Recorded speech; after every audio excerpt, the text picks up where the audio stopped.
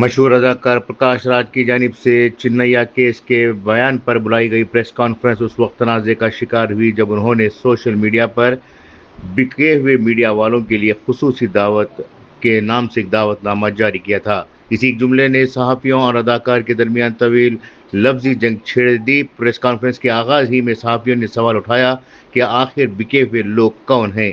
उन्होंने मुतालबा किया कि अगर किसी मखसूस मीडिया इदारे या सहाफ़ी की बात की गई है तो इसकी वजाहत की जाए, वरना अवामी तौर पर माफ़ी मांगी जाए। इस पर प्रकाश राज ने कहा कि मैंने आप लोगों के बारे में नहीं किया कहा, बल्कि सिर्फ उन लोगों के लिए कहा जो वाकई बिक चुके हैं। ताहम उन्होंने माफ़ी मांगने से साफ इनकार करते हुए कहा कि मैं सावरकर की औलाद में से नहीं हूँ, ना ही मेरा ताल्लुक सावरकर से या बीजेपी से है। जिसके बाद तकरीबन 1.5 घंटे तक पूरी प्रेस कॉन्फ्रेंस इसी बहस में उलझी रही।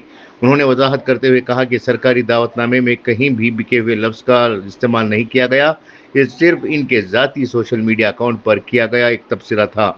उन्होंने इन्हीं लोगों को भी इसलिए मदऊ किया था ताकि इनके सवालात का जवाब दे सकें।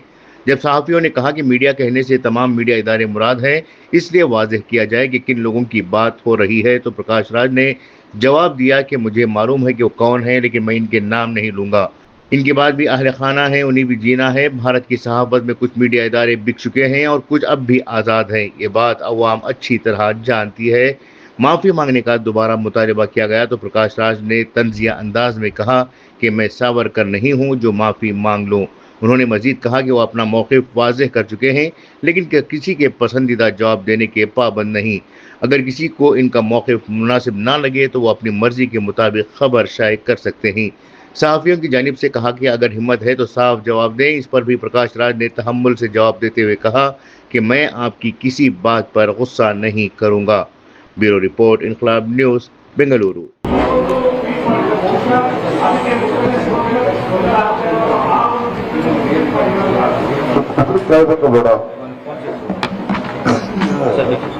ಅದು ಉತ್ತರಿಸಕ್ಕೆ ಬಿಡದೆ ಬರ್ತಾನೆ ಇದ್ರೆ ನಾನು ಏನ್ ಮಾಡಿ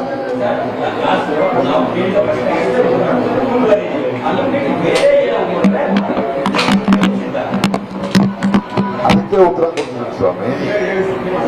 ನಾನು ಪತ್ರಿಕಾಗೋಷ್ಠಿ ಕರೆದು ಬೇರೆ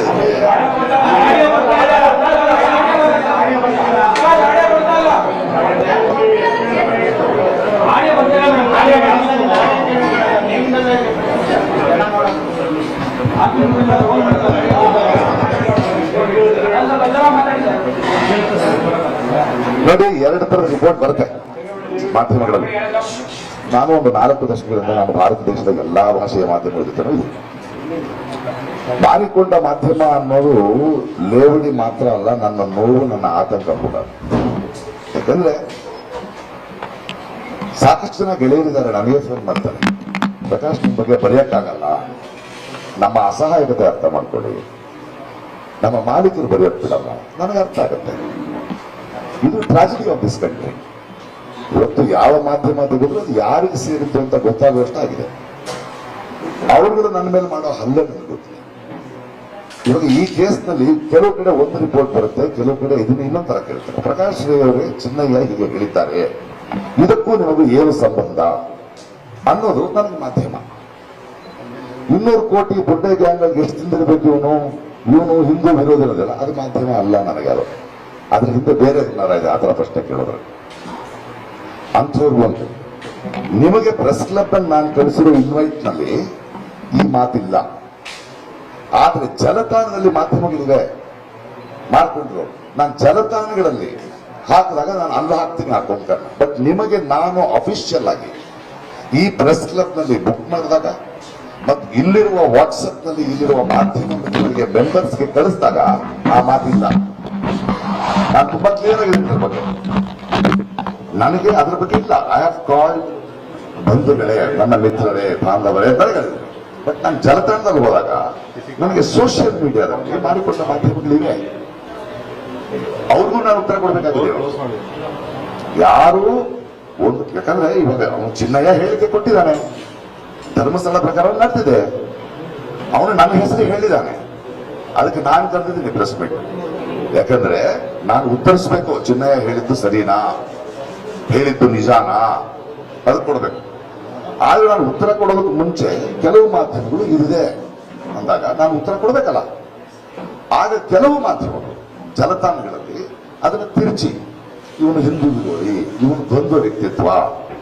ಸೊ ನಾನು ಮೊದಲು ಮಾಡಿರೋ ಮಾಧ್ಯಮಗಳಿಗೆ ಉತ್ತರ ಕೊಟ್ಟು ಆ ಥರದ ಮಾಧ್ಯಮಗಳಿಗೆ ಉತ್ತರನ ಕೊಡಬೇಕಾಗಿರೋದ್ರಿಂದ ನಾನು ಪ್ರೆಸ್ ಕ್ಲಬ್ ನಲ್ಲಿ ಕಳಿಸಿರೋ ಇನ್ವೈಟ್ ನಲ್ಲಿ, ಅಫಿಷಿಯಲ್ ಇನ್ವೈಟ್ ನಲ್ಲಿ, ಪ್ರೆಸ್ ಕ್ಲಬ್ ನಲ್ಲಿ ಇರುವ ಮೆಂಬರ್ಸ್ ಇರುವವರಿಗೆ ನಾನು ನೇರವಾಗಿ ಒಂದು ಮಿತ್ರರೇ ಅಂತಾನೆ ಕಳಿಸಿದೆ.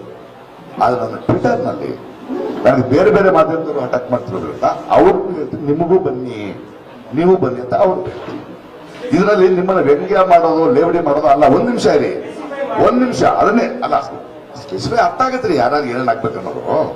ಇರಿ ಇರಿ, ಯಾಕೆ ಹೇಳಿ ನಿಮ್ಗರು ನೀವಲ್ಲ ತಾನೆ, ಬಿಡಿ ಬಿಡಿ, ನೀವಲ್ಲ ಅಂದ್ಮೇಲೆ ಬಿಡಿ. ನೀವು ಸುಮ್ಮನೆ ಕೊಂಕವಲ್ಲ. ಇವಾಗ ವಿಷಯಕ್ಕೆ ಹೋಗೋಣವಾ ಬೇಡ, ವಿಷಯಕ್ಕೆ ಹೋಗೋಣವಾ ಬೇಡವಾ, ನಿಮ್ ಇಷ್ಟ. ನಿಮಗೆ ನಾನು ಕೊಡಬೇಕಾದ ಉತ್ತರ ಕೊಟ್ಟಾಯ್ತು ಅಷ್ಟೇ, ಅದೆಲ್ಲ ಕೊಡಕ್ಕಾಗಲ್ಲ.